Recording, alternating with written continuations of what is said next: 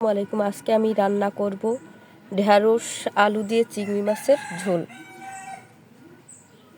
আমি এখানে ঢেঁড়স কেটে রেখেছি 10-12টার মতো, আর দুটো আলু নিয়েছি, এখানে এইভাবে কেটে নিয়েছি। আর এখানে নিয়েছি চিংড়ি মাছ 250 গ্রামের মতো। এখন আমি চুলায় প্যান বসাই দিব। আমি এখানে চুলায় প্যান বসিয়ে দিয়েছি, তেল দিয়ে দিলাম 2 চামচের মতো।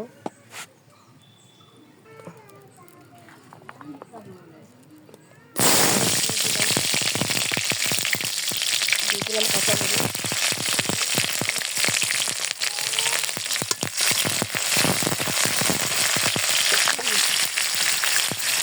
দিয়ে দিলাম লবণ,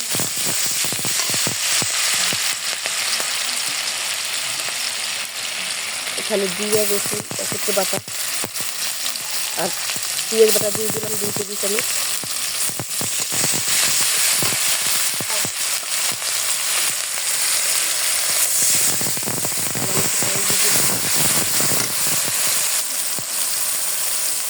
হলুদ বাটা দিয়ে দিলাম 1 চামচ বাটা ছিল, হলুদ জিরে।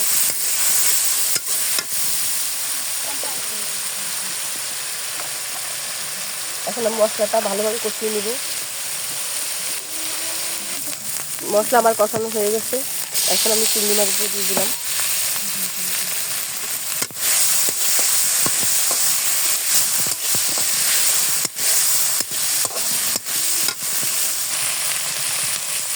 এক মিনিট মতো নাড়াচাড়া দিয়ে এখন আমি আলুগুলো দিয়ে দিব।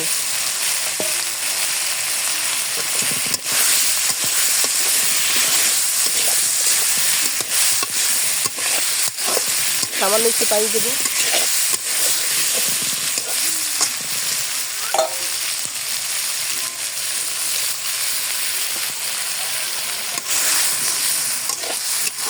এখন মিডিয়াম আঁচে 2 মিনিটের জন্য রেখে দিব। 2 মিনিট হয়ে গেছে আবার।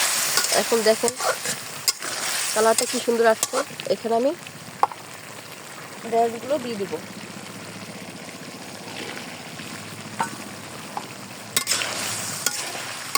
ঢেঁড়স দিয়ে 2টা আলু 2 পিস আলু রয়ে গেছিলো, খেয়াল করে নিয়ে আমি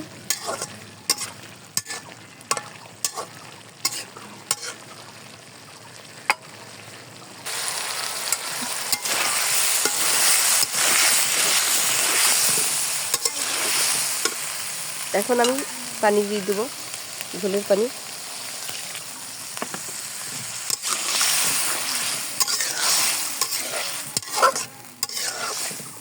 সামান্য হালকা আরেকটু পানি দিব, এতটুকু ঝোল রাখবো। ঝোলের পানি আমার দেওয়া হয়ে গেছে, দেখেন বলছি সামান্য আরেকটু দিব, সামান্য আরেকটু দিয়েছি। তরকারি আমার প্রায় শেষের দিকে হয়ে গেছে, প্রায় শেষের দিকে হয়ে আসছে। 2-1 মিনিট জাল দিয়ে আমি নামিয়ে ফেলবো। নামিয়ে নিয়েছি, আমার তরকারি হয়ে গেছে। আজকে এ পর্যন্ত, আবার নতুন কোনো ভিডিও নিয়ে আপনাদের সামনে উপস্থিত হব। প্লিজ আমার চ্যানেলটা সাবস্ক্রাইব করে দিন, প্লিজ প্লিজ। আজকে এ পর্যন্ত। আসসালামু আলাইকুম ওয়া রাহমাতুল্লাহি ওয়া বারাকাতুহু।